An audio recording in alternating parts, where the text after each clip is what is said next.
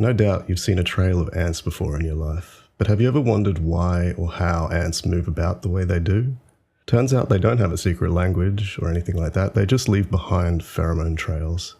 I was watching a video by Sebastian League where he goes about creating a simulation of this behaviour. The video is pretty fascinating, but it got me thinking, what if instead of following existing pheromone trails, the creatures actively tried to avoid them?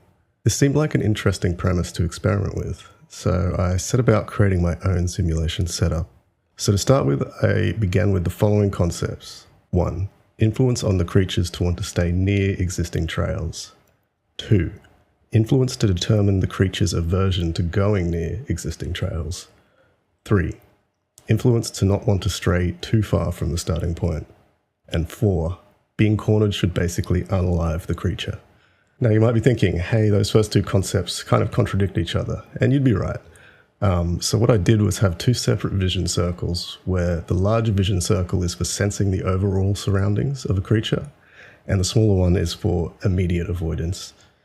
Hopefully you can see these principles in play with this footage of my earlier tests, but what you'll notice with this last one is that if I allow the creatures to periodically split into two, very interesting things start to happen. Simply adjusting the amount of time before two creatures split results in vastly different outcomes, and this is what I find so fascinating about these setups. To my own surprise, one of the first outcomes that emerged looked to me like the folding shape of a brain. Then just as easily as making that first adjustment, I can make a few more and end up with a huge branching tree canopy looking pattern. I mean, it's pretty cool, right? Needless to say, I spent hours and hours playing with shapes and patterns and even tried a few more ideas like getting the creatures to move in a more spiral pattern and also to avoid larger areas. So from here on out, you're just going to see a big old plotting montage where I bring some of these simulations to life on paper.